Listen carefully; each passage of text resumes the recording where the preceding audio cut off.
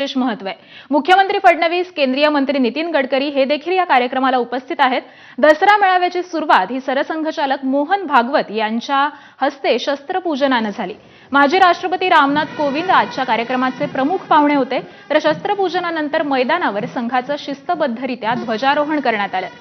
घोषपथनाच्या धूनवरती हे ध्वजारोहण झालं आणि त्यानंतर ध्वज प्रणाम झाल्यावर स्वयंसेवकांनी शिस्तबद्ध संचलन केलं।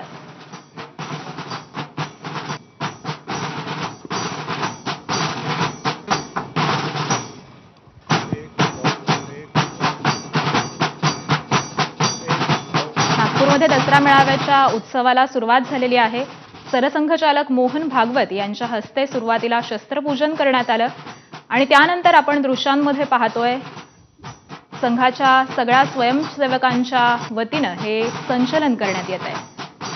अत्यंत शिस्तबद्ध अशा पद्धतीने हे संचलन करण्यात आलं। या मेळाव्याचे प्रमुख पाहुणे म्हणून रामनाथ कोविंद हे देखील या कार्यक्रमाला उपस्थित आहेत। त्यांच्याबरोबरच मुख्यमंत्री देवेंद्र फडणवीस आणि केंद्रीय मंत्री नितीन गडकरी हे देखील या कार्यक्रमाला उपस्थित आहेत।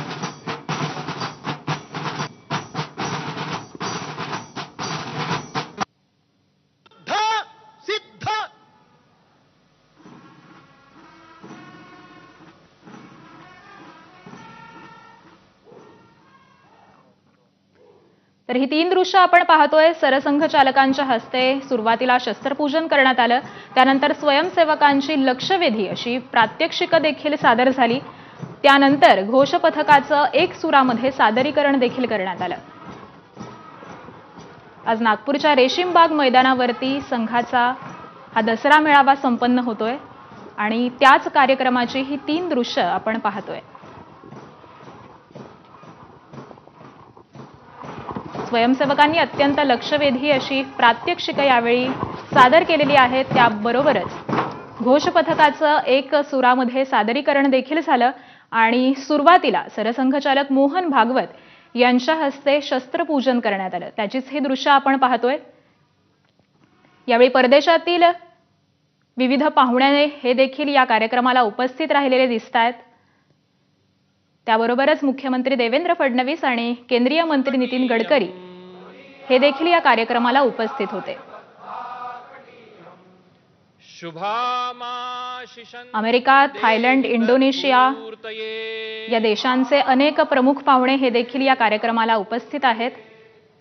अजय्यांच विश्वस्य देहि शक्तिं सुशीलं जगद्येन नम्रम्। तर समाज, देश, संस्कृती आणि राष्ट्र म्हणून आपण एकच असल्याचा महत्त्वाचा संदेश सरसंघचालक मोहन भागवतांनी आज दिलाय। राष्ट्र म्हणून आपण सारे एकच आहोत, विविधतेमध्ये आपल्यात एकता आहे। हिंदू समाज हा देशाला उत्तरदायी आहे असं ते म्हणाले। हिंदू धर्म सत्य, करुणा आणि शुचितेवरती आधारित असल्याचं त्यांनी अधोरेखित केलंय।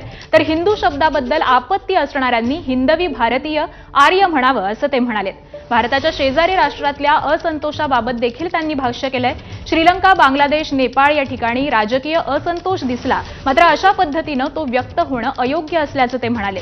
परिवर्तन हिंसतेतून नाही तर लोकतांत्रिक मार्गानेच झालं पाहिजे असं भागवतांनी म्हटलंय।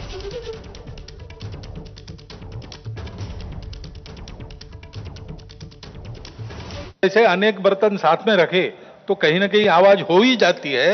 इतने बड़े समाज में इतने सारे लोगों के साथ रहने से कभी कभी कुछ आवाज हो भी सकती है, लेकिन होने पर भी मन में प्रतिक्रिया रखकर अथवा किसी समुदाय विशेष को उकसाने के लिए अपना शक्ति प्रदर्शन करना, ऐसी घटनाओं को योजनापूर्वक कराया जाता है।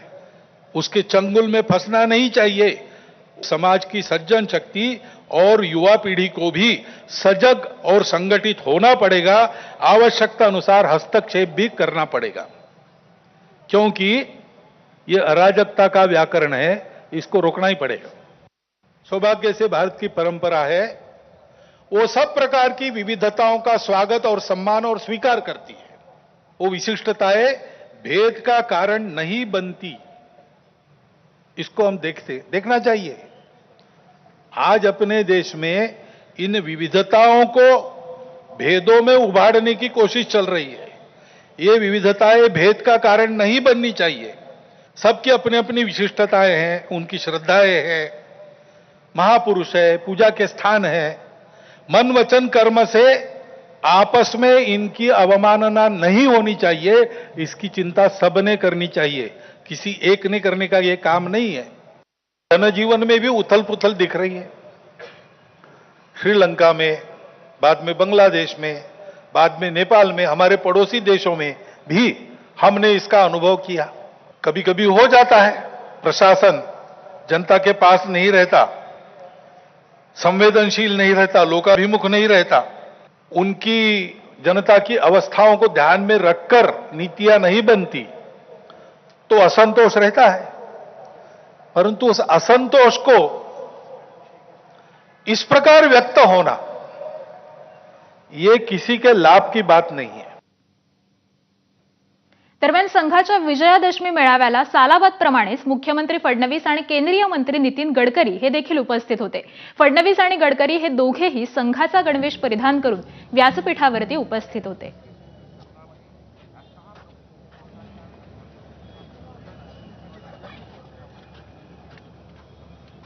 राष्ट्रीय स्वयंसेवक संघाचं हे 100वे वर्ष आहे, त्यामुळे या विजयादशमी मेळाव्याला विशेष असं महत्त्व आहे आणि याच मेळाव्यामध्ये मुख्यमंत्री देवेंद्र फडणवीस आणि केंद्रीय मंत्री नितीन गडकरी हे देखील उपस्थित राहिलेले होते। संघाच्या गणवेशामध्ये ते या कार्यक्रमाला उपस्थित होते।